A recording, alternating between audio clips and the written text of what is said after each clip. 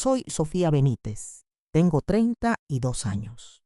Soy diseñadora gráfica en Querétaro y esta mañana me desperté con 29 llamadas perdidas de un número del Estado de México. Me quedé mirando el teléfono tanto tiempo que el café se me enfrió en la mano porque, en el fondo, antes de escuchar un solo mensaje de voz, ya sabía de quién tenía que ser. Algunos recuerdos no se desvanecen con el tiempo. Esperan. Se sientan en silencio en los rincones oscuros de tu vida, hasta que una mañana cualquiera se levantan y te arrastran de vuelta al pasado. Para mí fue un sonido, un número, una pantalla parpadeando. Y de repente volví a tener 12 años, parada sola, dentro de la estación de Buenavista en la Ciudad de México, viendo cómo las únicas personas que debían protegerme convertían mi miedo en entretenimiento. Mi mamá me dejó en una estación de tren como una broma. Se rieron. De hecho, hicieron una apuesta sobre si podría encontrar el camino a casa por mi cuenta. Todavía puedo recordar cómo se me cayó el estómago cuando me di cuenta de que no iban a regresar por mí. La forma en que cada rostro en esa estación me resultaba ajeno. La forma en que toda la ciudad se sentía demasiado grande, demasiado ruidosa, demasiado fría para una niña, pequeña, con casi nada de dinero en el bolsillo. Ese fue el día en que todo en mi vida se dividió en dos versiones. La niña que había sido antes de ese momento y la persona en la que me tuve que convertir después. Nunca regresé. Ni esa noche, ni la semana siguiente, ni nunca. Construí una vida diferente, un nombre diferente y un futuro tan lejano de ellos que la mayoría de los días casi podía creer que ya no existían. Voté esta mañana. Esas 29 llamadas perdidas demostraron algo que me había pasado 20 años intentando enterrar. El pasado no siempre se queda donde lo dejas. A veces sale a buscarte. Oye, el clima donde estás se siente en perfecta sintonía con tu estado de ánimo actual. Crecer en Villa del Carbón, en el Estado de México, me enseñó desde muy temprano que las apariencias lo eran todo en mi familia. Para nuestros vecinos, nos veíamos sólidos y respetables, el tipo de familia de clase media a la que la gente señalaba cuando quería hablar de trabajo duro y buenos valores. Mis padres eran dueños de una pequeña pero exitosa cadena de tiendas de artículos para el hogar. El tipo de lugares vendían batidoras, blancos, cafeteras con descuento y cualquier artículo doméstico al azar que la gente olvidaba que necesitaba hasta que pasaba frente a un exhibidor brillante. Los fines de semana, mi padre hacía carne asada en el patio trasero. Mi madre saludaba a la gente al otro lado de la reja. Y todos actuaban como si estuviéramos construyendo el tipo de vida que otras familias deberían admirar. Pero dentro de la casa, el amor siempre estaba ligado al rendimiento y la seguridad dependía de si mi madre estaba lo suficientemente aburrida como para inventar otra lección. Le encantaba llamar las lecciones. Esa era su palabra favorita. Si lloraba, era demasiado sensible. Si pedía ayuda, era una inútil. Si olvidaba algo, necesitaba aprender a ser responsable. Podía convertir cualquier error normal de la infancia en un motivo para humillarme. Y mi padre siempre la respaldaba con una mueca burlona, como si la crueldad fuera una especie de deporte en equipo que ambos disfrutaban. Cuando tenía 8 años, pedí un par de tenis en el centro comercial porque los viejos ya se estaban rompiendo de la punta. Mi madre me dijo que me estaba portando como una consentida. Me llevó a un banco cerca del área de comida y me dijo que si quería vivir en el mundo real, podía empezar por sentarme allí sola y aprender que nadie me debía nada. Me dejaron allí por casi 3 horas. Recuerdo haberme quedado mirando el puesto de pretzels, oliendo a canela y mantequilla, tratando de no llorar porque cada vez que lo hacía, parecía que los entretenía.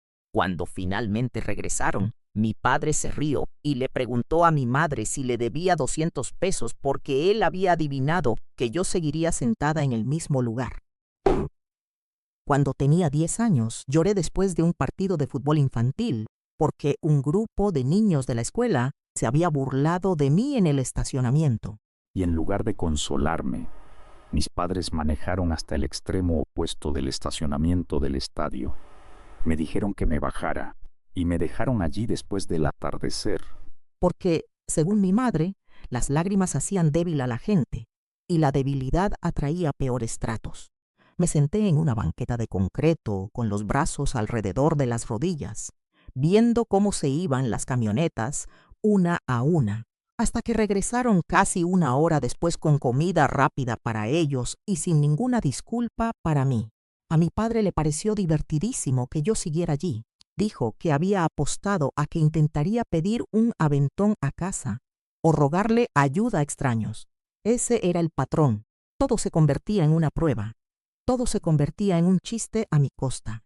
Todo se convertía en una forma de demostrarme que el mundo era difícil, como si yo necesitara que ellos lo hicieran aún más duro. Lo más extraño era que nunca se consideraron crueles. Hablaban de forjar el carácter, de tener agallas y de prepararme para la realidad. Usaban palabras rimbombantes para hacer que las cosas feas sonaran nobles. Si a alguien les hubiera preguntado, habrían dicho que estaban criando a una hija independiente. Pero la independencia no era lo que estaban construyendo. Era el miedo, era la hipervigilancia, era el silencio. Aprendí a estudiar sus estados de ánimo antes de hablar. Aprendí a desaparecer en mi propia casa y aprendí que si me mantenía lo suficientemente callada, lo suficientemente útil, lo suficientemente invisible, tal vez podría pasar el día sin ser elegida para uno de sus experimentos. El único lugar donde sentía que existía fuera de sus reglas era en el papel. Dibujaba constantemente. Dibujaba en la parte trasera de sus manos. Cuadernos.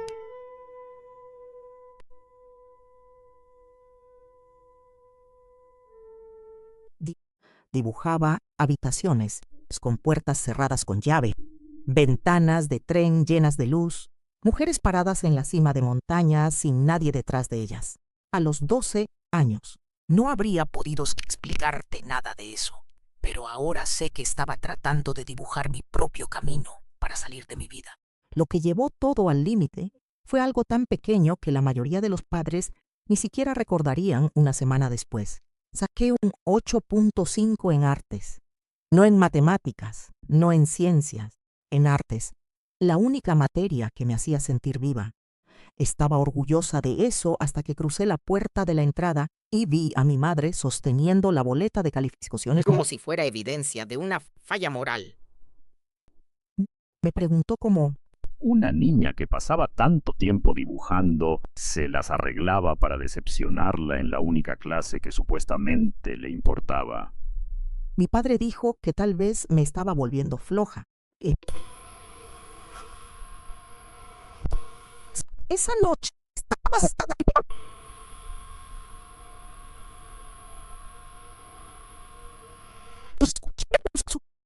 Sus voces eran bajas y divertidas, de esa manera que siempre hacía que se me apretara el estómago. Mi madre dijo que necesitaba una lección que nunca olvidaría. Mi padre dijo que apostaría dinero a eso. A la mañana siguiente, actuaron tan alegres que me dio escalofríos. Mi madre preparó hot cakes. Mi padre de hecho me preguntó si quería jugo de naranja. Me dijeron que íbamos a hacer un viaje de un día a la Ciudad de México. Solo nosotros 3. Y por un segundo estúpido y desesperado pensé que tal vez estaban tratando de arreglar las cosas. Tal vez se les había pasado el enojo. Tal vez la pelea por la boleta ya había terminado. Tal vez esto era lo más parecido a una disculpa que mi familia podía ofrecer. Debía haberlo sabido. Todo el camino desde Villa del Carbón hasta la ciudad se sintió extraño, de una manera que no podía definir del todo en ese momento. Mi padre mantuvo el radio a todo volumen y tamborileaba en el volante como si estuviera de excelente humor. Mi madre no paraba de voltear desde el asiento del copiloto para hacerme preguntas que ya sabía que yo respondería con cuidado. ¿Pensaba que era inteligente? ¿Pensaba que las niñas inteligentes estaban listas para el mundo real? ¿Creía que a la vida le importaría si tenía miedo? Cada respuesta que daba parecía divertirlos. Cada vez que intentaba quedarme callada, presionaban más. Para cuando apareció la silueta de los edificios de la ciudad en el horizonte, ya tenía esa sensación familiar en el cuerpo, la que decía que algo malo se avecinaba y que no se me permitiría prepararme para ello. Estacionamos cerca de la estación de Buenavista alrededor del mediodía. Nunca había visto nada tan grande o tan lleno de gente de cerca. La estación se sentía como una ciudad entera comprimida bajo un mismo techo. Gente con maletas de ruedas pasaba apresurada en todas direcciones. Oficinistas, familias, turistas, jóvenes universitarios, todos moviéndose como si pertenecieran a ese lugar. Me mantuve cerca de mis padres porque no sabía dónde más pararme. Dentro del vestíbulo principal, mi madre señaló una enorme columna cerca de la entrada y me dijo que esperara allí mismo mientras ellos movían el coche y compraban algo de comer. 15 minutos, dijo, tal vez 20. Pregunté si podía ir con ellos, y mi padre se rió tan fuerte que la gente se volteó a mirar.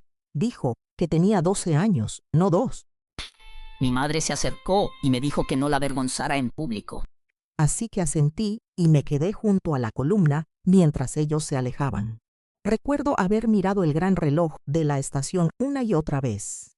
Pasaron 15 minutos, luego 30, luego 45. Al principio, me decía a mí misma que el estacionamiento estaba difícil, o que la fila de la comida era larga, o que se habían desorientado. A la hora, me empezó a doler el pecho. A la hora y media, sentí que el pánico subía tan rápido que me hacía temblar las manos. Tenía 100 pesos en el bolsillo, sin teléfono, sin dirección escrita, sin idea de cómo funcionaban los trenes. Nunca me había sentido tan pequeña en mi vida. Empecé a caminar a unos metros de la columna y luego regresaba corriendo porque me habían dicho que no me moviera. E incluso entonces, una parte de mí seguía aterrorizada de hacer algo incorrecto. La estación se volvió más ruidosa a medida que avanzaba la tarde. Cada anuncio por las bocinas me hacía dar un vuelco al corazón. Cada mujer de cabello oscuro me hacía voltear la cabeza. Cada segundo se estiraba hasta sentirse cruel. Entonces vi el coche, a través de los grandes ventanales del frente, moviéndose lentamente por la calle de afuera, vi pasar nuestro coche. Todo mi cuerpo se estremeció con un alivio tan fuerte que casi me río. Corrí hacia el vidrio, agitando ambos brazos, y por una fracción de segundo realmente creí que habían regresado. Mi padre iba manejando. Mi madre iba en el asiento del copiloto. Ambos me miraban directamente. Mi padre sonrió primero. No era la sonrisa aliviada de alguien que encuentra a una niña perdida. Era la sonrisa de alguien que ve el remate de un chiste caer exactamente como esperaba. Mi madre bajó la ventanilla y se asomó lo suficiente para que pudiera escucharla por encima del tráfico. Gritó: «Apuesto 1000 pesos a que ni siquiera puedes encontrar el camino a casa». Luego se rió. Mi padre se rió con ella. Él levantó una mano del volante, haciendo exacto, como si se estuvieran felicitando a sí mismos por ser muy listos. Luego el coche avanzó y desapareció en el tráfico. Ese fue el momento en que el mundo cambió de forma para mí. Una cosa era temer que pudieran olvidarme. Una cosa era sospechar que me estaban guiando otra lección. Era algo completamente distinto verlos elegirlo, verlos disfrutarlo. Darme cuenta de que mi miedo no era un efecto secundario de lo que estaban haciendo. Era el objetivo. Me quedé allí congelada hasta que alguien pasó rozándome y murmuró: «Con permiso», y el sonido de la voz de un extraño me devolvió a mi cuerpo. Corrí de regreso adentro porque no sabía qué más hacer. Deambulé de un extremo a otro de la estación, llorando a ratos, limpiándome la cara cada pocos minutos porque todavía me daba vergüenza que me vieran alterada. Mis padres me habían entrenado para eso también. Traté de pensar en alguien a quien pudiera llamar, pero no había nadie. Traté de imaginar la ruta a casa, pero mi casa bien podría haber sido otro país. Me senté en una banca, luego me levanté otra vez, luego caminé en círculos hasta que me dolieron las piernas. En algún momento dejé de esperar que regresaran. En algún momento la espera terminó y comenzó el abandono. Esa diferencia puede sonar pequeña, pero cuando tienes 12 años, se siente como caer a través del hielo. Pasé casi 3 horas dentro de la estación de Buenavista después de que me dejaron allí. El tiempo suficiente para que la luz del exterior empezara a cambiar. El tiempo suficiente para que la multitud disminuyera y se volviera a llenar. El tiempo suficiente para que dejara de pensar en oraciones completas y empezara a moverme únicamente pues por instinto.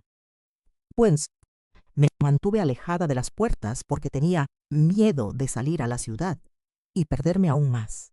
Me mantuve alejada de los policías porque mis padres siempre me habían dicho que si causaba problemas, las figuras de autoridad empeorarían todo. Me mantuve alejada de los extraños porque las mismas personas que me habían abandonado se habían pasado años enseñándome que pedir ayuda era una debilidad.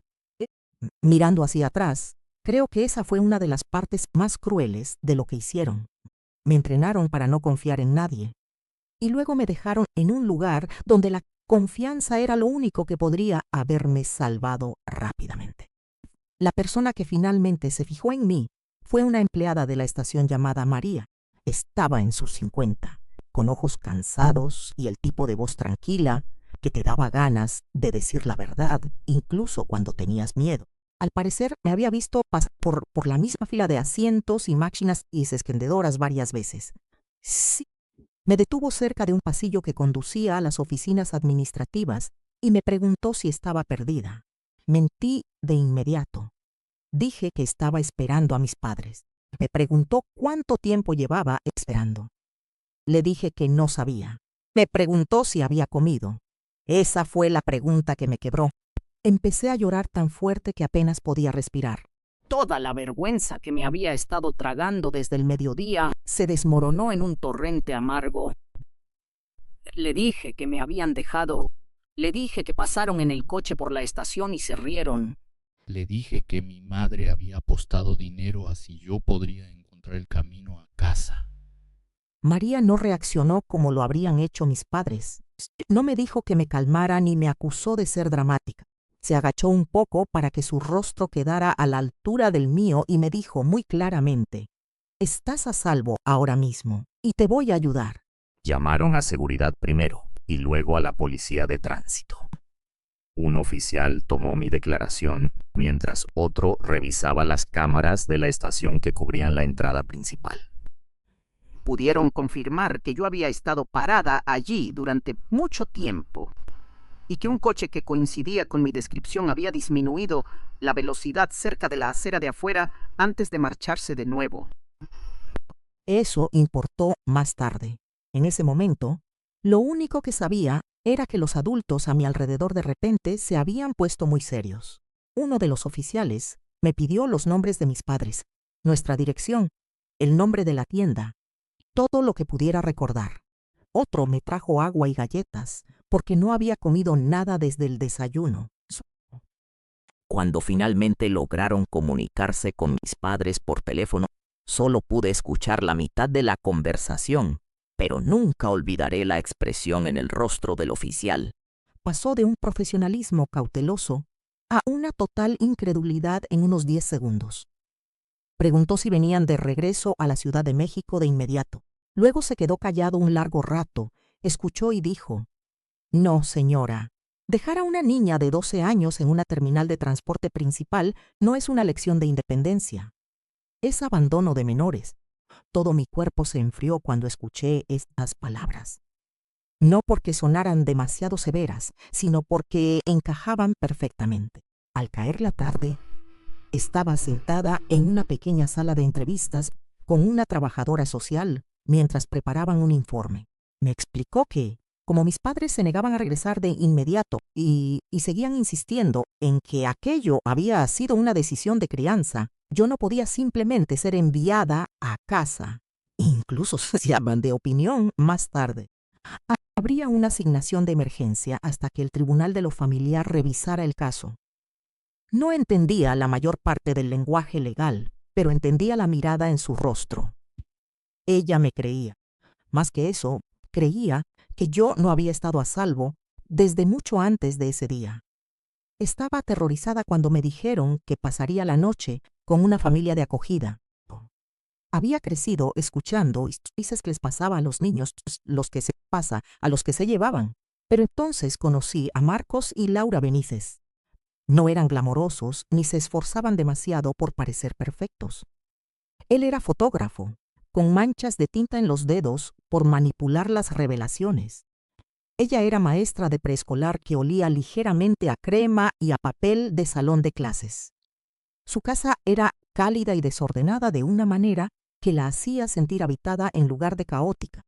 Había una lámpara encendida en la entrada, fotos familiares enmarcadas en la pared y una cama para perros en la esquina, aunque el perro mismo, estaba dormido en alguna parte del fondo.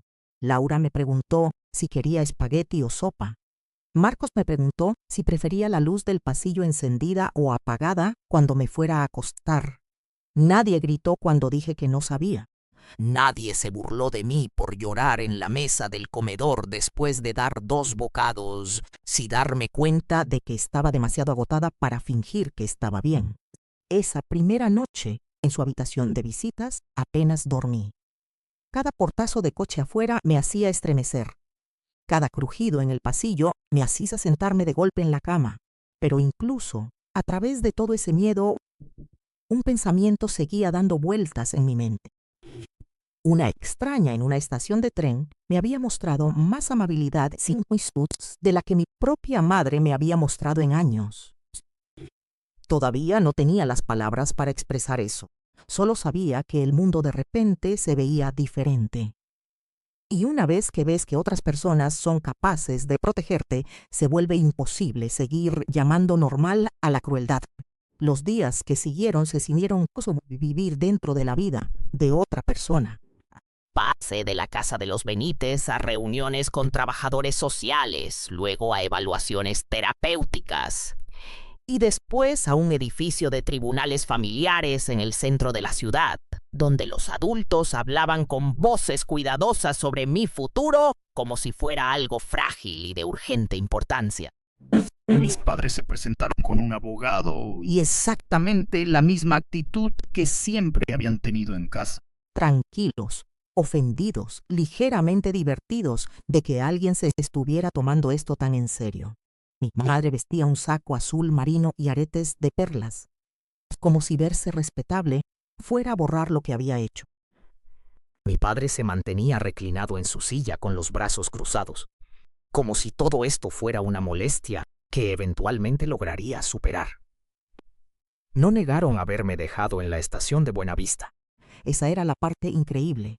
Lo admitieron. Solo insistieron en que había sido algo controlado, educativo, necesario.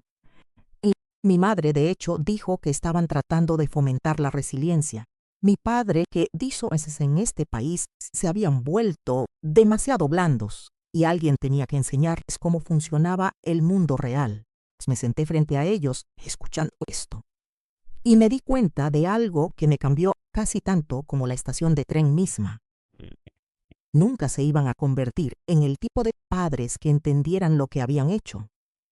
Si hubieran sido capaces de ese tipo de honestidad, habrían dado la vuelta al coche antes de llegar a la autopista. El informe de la terapeuta asignada por el tribunal describió un patrón de abuso emocional, humillación, negligencia y un peligro progresivo. Esas palabras no eran mías, pero escucharlas en voz alta se sintió como si entrara oxígeno en una habitación cerrada. Durante años había pensado que mi infancia era de alguna manera mi culpa. Porque eso era más fácil que creer que las personas encargadas de cuidarme elegían hacerme daño a propósito. El informe lo dejó claro. Esto no había sido un malentendido. No había sido un estilo de crianza estricto. Había sido abuso disfrazado con un lenguaje de clases media.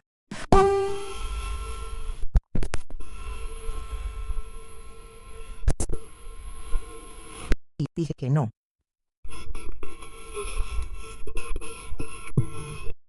Mi madre me miró como si la hubiera bofeteado. Mi padre murmuró algo entre dientes sobre la ingratitud.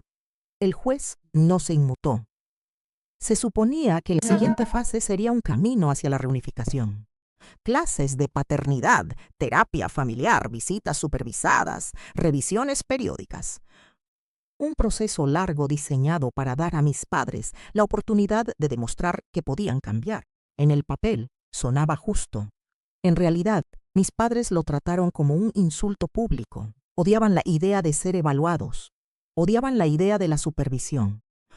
Odiaban que los maestros, terapeutas y funcionarios judiciales tuvieran ahora acceso al rostro privado de la familia que habían pasado años puliendo para todos los demás. Mi padre se quejó más del daño a la reputación de la tienda que de perder mi custodia. Mi madre no paraba de decir que no permitiría que el Estado le dijera cómo criar a su propia hija. Y entonces, en el momento más importante de todo el caso, se les dio a elegir. Podían comprometerse con un programa de reunificación de 2 años y hacer todo lo que el tribunal requería, o podían renunciar voluntariamente a sus derechos de patria potestad. Eligieron la renuncia. Así de simple. El pecho no se me partió en la sala del tribunal, como se podría imaginar. Se quedó extrañamente quieto. Me había pasado toda la vida intentando ser lo suficientemente buena para evitar que se volvieran contra mí. Y al final prefirieron renunciar a mí antes que admitir que se habían equivocado.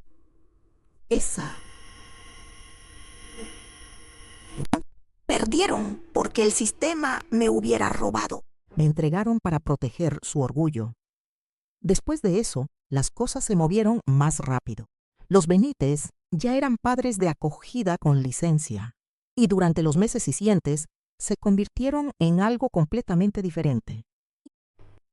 Marcos empezó a guardar revistas de fotografía viejas y libros de arte para mí, porque se había dado cuenta de lo mucho que dibujaba.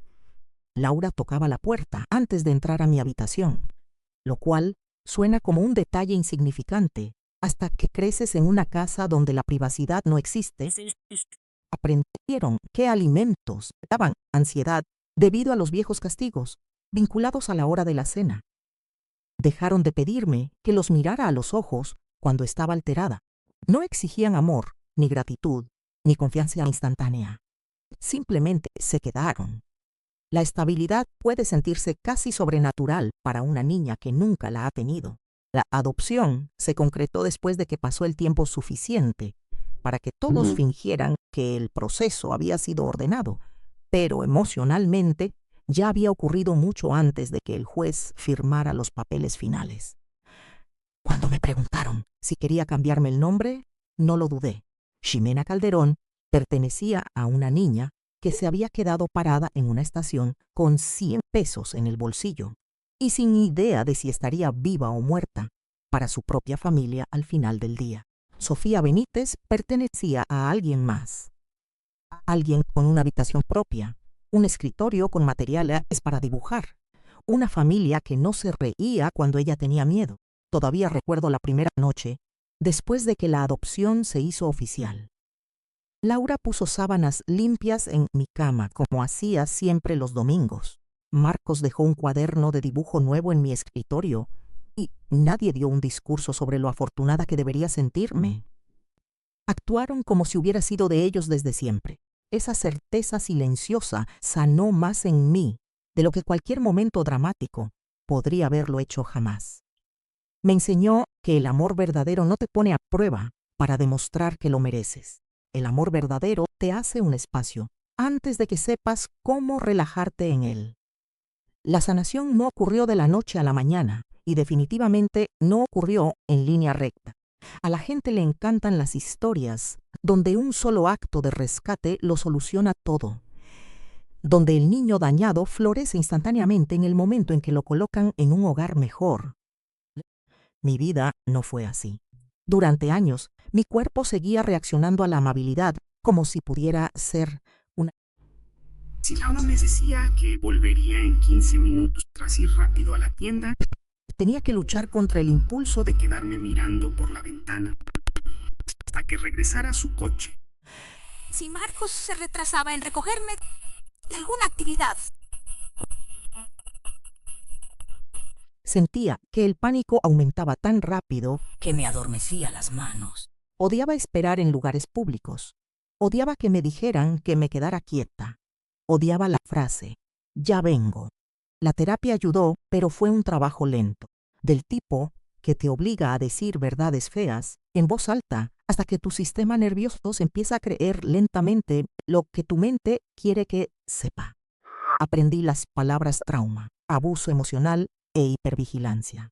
Aprendí que el ser herida una y otra vez no te hace más fuerte de la manera en que la gente cruel asegura. Te hace adaptarte al peligro. Te vuelve brillante para la supervivencia y terrible para el descanso. A pesar de todo, los Benítez nunca me presionaron. Asistían a los eventos escolares, me ayudaban con la tarea, recordaban qué temas me afectaban y me dejaban mantener la puerta de mi habitación cerrada cuando necesitaba espacio. No intentaron borrar lo que había pasado. Me ayudaron a construir una vida lo suficientemente grande como para que aquello ya no fuera lo único que me definiera. El arte se convirtió en algo más que un escape. Se convirtió en estructura, en lenguaje, en la prueba de que podía ser algo hermoso sin el permiso de nadie.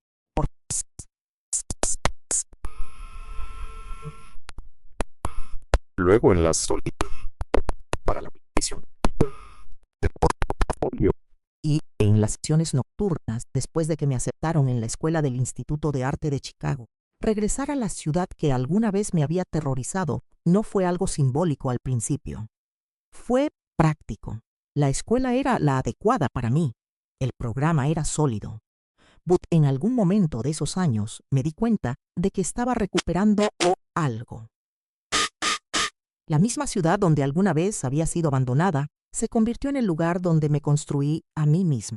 Estudié diseño gráfico. Worked a tiempo parcial. Fui a terapia y aprendí a existir rodeada de personas que no requerían que me hiciera pequeña.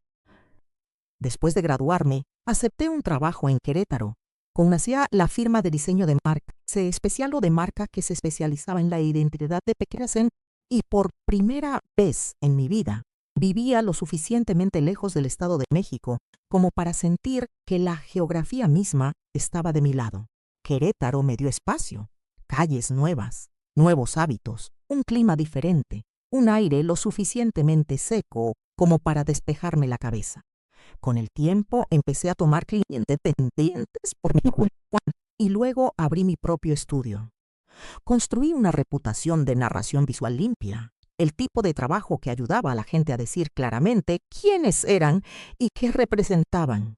A veces, la ironía de eso resultaba casi graciosa.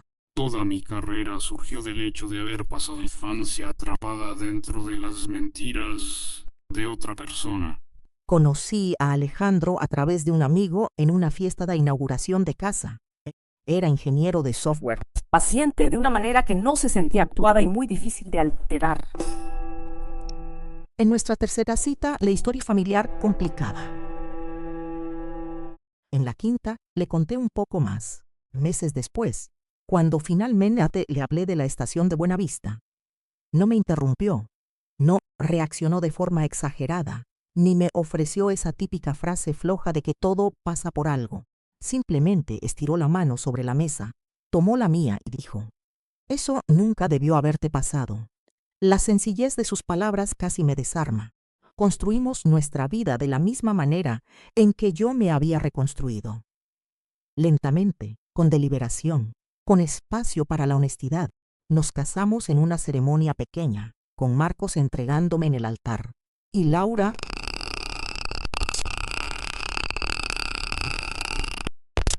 Adoptamos a un perro rescatado, llamado Max, un mestizo con una oreja rota y el alma cautelosa de alguien que también había sido dejado atrás demasiado pronto. Bloqueé cada cuenta que mis padres biológicos intentaron usar para contactarme. Facebook, Instagram, correos electrónicos viejos. Incluso cambié de número de teléfono una vez, después de que un mensaje de voz en Navidad desde una línea del Estado de México me dejó temblando durante una hora. No hablaba de ellos a menos que fuera necesario. No visitaba Villa del Carbón. No usaba mi nombre anterior. Podía pasar semanas enteras sin pensar en absoluto en Ximena Calderón. Esa era la vida que había construido para cuando llegaron las llamadas perdidas. Un buen matrimonio, un estudio con clientes constantes, paseos matutinos con Max, cenas con amigos, llamadas dominicales con Marcos y Laura.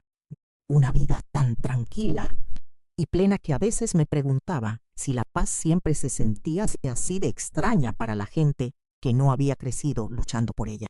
Entonces mi teléfono se iluminó con 29 llamadas perdidas del Estado de México, y el suelo bajo esa paz se movió. Había un mensaje de voz. Luego, un correo electrónico de una dirección que no conocía. Luego, una solicitud de mensaje en LinkedIn, la única plataforma que había mantenido pública por motivos de trabajo. Ese fue el detalle que me hizo comprender que esto había requerido esfuerzo. Alguien había estado buscando. Alguien finalmente había conectado a Sofía Benítez con la niña de la que una vez se habían reído a través de la ventanilla de un coche. Me senté en mi cocina con el teléfono en la mano, mientras Max se presionaba contra mi pierna y Alejandro veía cómo mi rostro se ponía blanco. Me había pasado 20 años asegurándome de que el pasado se quedara enterrado. Lo que fuera que estuviera pasando ahora, lo había desenterrado con ambas manos.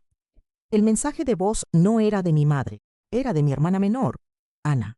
No había escuchado su voz desde que era una niña pequeña que me seguía por el pasillo con calcetines diferentes, demasiado joven, para entender por qué el aire en nuestra casa siempre se sentía tenso.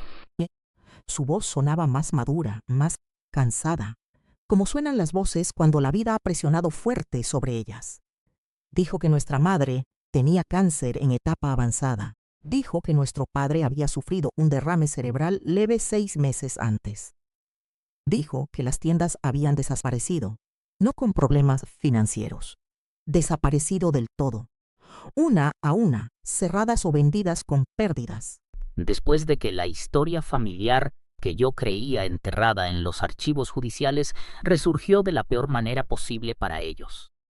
Un pariente había publicado sobre el incidente de la estación de tren en un grupo local de Facebook después de que mi madre, en un acto de asombrosa hipocresía, dejara un comentario en la publicación de crianza de otra persona sobre cómo los niños de hoy necesitaban una disciplina más firme. Ese único comentario abrió la puerta. Los viejos vecinos empezaron a hablar. Una secretaria jubilada del juzgado, que probablemente debió haberse metido en sus propios asuntos, pero no lo hizo, insinuó que los rumores eran ciertos. ¿Ves eso? Alguien encontró una vieja nota de periódico.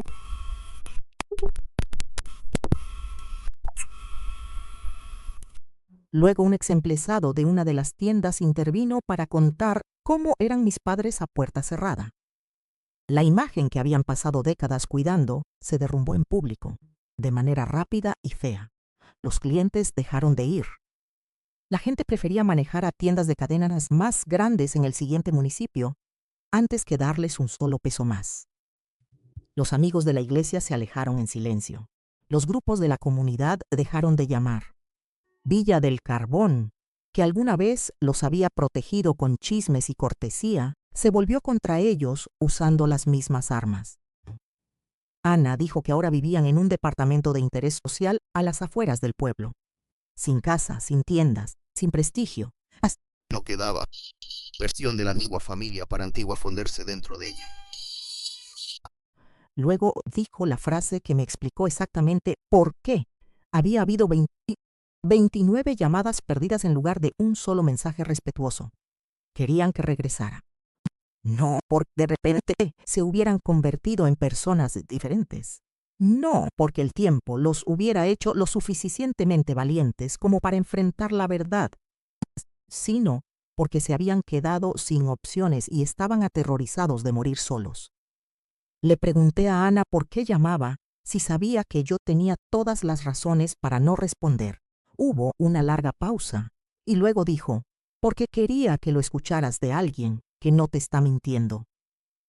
Me dijo que ella también había cortado el contacto, no años atrás, sino recientemente, después de convertirse en madre y finalmente solicitar copias de los documentos judiciales para entender qué había pasado realmente cuando desaparecí de la familia. Nuestros padres se habían pasado años contándole una versión edulcorada, que yo había exagerado, que el Estado se había extralimitado y que yo había sido manipulada por unos padres de acogida que querían una hija. Ana dijo que leer esos registros se sintió como ser atropellada por un camión. Después de eso, miró a su propio hijo pequeño y se dio cuenta de que nunca podría permitir que personas así se le acercaran. Escuchar eso debió haberme hecho sentir triunfante. En cambio, me hizo sentir cansada en un lugar más profundo que la ira. Me preguntó si vendría. Le dije que lo pensaría. Alejandro me dijo que no les debía nada.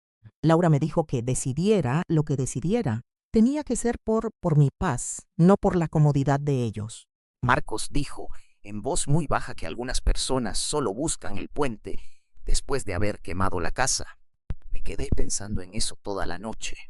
Por la mañana, supe una cosa con claridad. No iba a regresar para salvarlos. Iba a regresar para ponerle fin con mi propia voz. Volé a la Ciudad de México 2 días después y manejé el resto del camino hasta el hospital donde mi madre estaba recibiendo tratamiento. La habitación olía a desinfectante y a miedo rancio. Mi padre se veía más viejo de lo que había imaginado, más pequeño también. Como si la enfermedad y la desgracia finalmente lo hubieran despojado de la actuación para dejar al hombre común que había debajo. Mi madre todavía mantenía ese rostro arreglado por puro instinto, incluso estando enferma, como si la dignidad fuera algo que pudiera aplicarse como lápiz labial. Por un segundo, nadie habló. Luego mi madre empezó a llorar antes de que yo siquiera me hubiera sentado. Y no era un llanto silencioso. Era del tipo diseñado para llamar la atención. Dijo mi nombre, el anterior. La corregí una vez y solo una vez. Sofía. Ella sintió, dándose golpecitos en la cara, y mi padre dijo que habían cometido errores. Errores. La misma palabra cobarde que la gente usa cuando la verdad es demasiado fea para decirla en voz alta. Les dije que no. Un error es pasarse de salida. Un error es olvidar la leche en la tienda. Lo que ellos hicieron fue deliberado. Dejaron a una niña de 12 años en una estación de tren en una ciudad que no conocía. Se rieron. Mientras ella entraba en pánico y luego se pasaron 20 años mintiendo sobre eso para protegerse. Mi padre empezó a hablar, probablemente para dar una explicación. Pero yo no había hecho todo ese viaje para escuchar otra defensa envuelta en un lenguaje suave. Les dije que habían convertido mi miedo en un juego y que la razón por la que estaban sentados allí ahora, sin un negocio, sin respeto y sin ninguna de sus hijas a su lado, era porque los juegos terminan. La gente se entera, los niños crecen, la verdad te alcanza, incluso en los pueblos pequeños que creen que el silencio puede enterrarlo todo. Mi madre me preguntó si podía perdonarlos. Le dije que el perdón no era una deuda que tuviera con personas que solo venían a buscarme cuando sus vidas se desmoronaban. Dije la frase que había estado cargando de alguna forma desde que tenía 12 años. Apostaron a si podría encontrar el camino a casa. Lo hice. Solo que no regresé a la de ustedes. Ambos lloraron entonces, pero por una vez sus lágrimas no me conmovieron. No fui cruel, no grité, no los insulté. Esa fue la parte que más me sorprendió. La venganza, cuando finalmente llegó, no se sintió ruidosa. Se sintió fría, clara, exacta. Les dije que no pagaría cuentas, ni gestionaría sus cuidados, ni restablecería el contacto. Les dije que Ana tenía todo el derecho de proteger a su propio hijo de ellos. Les dije que mi familia estaba en Querétaro y en la Ciudad de México, con las personas que realmente se habían ganado esa palabra. Luego me puse de pie.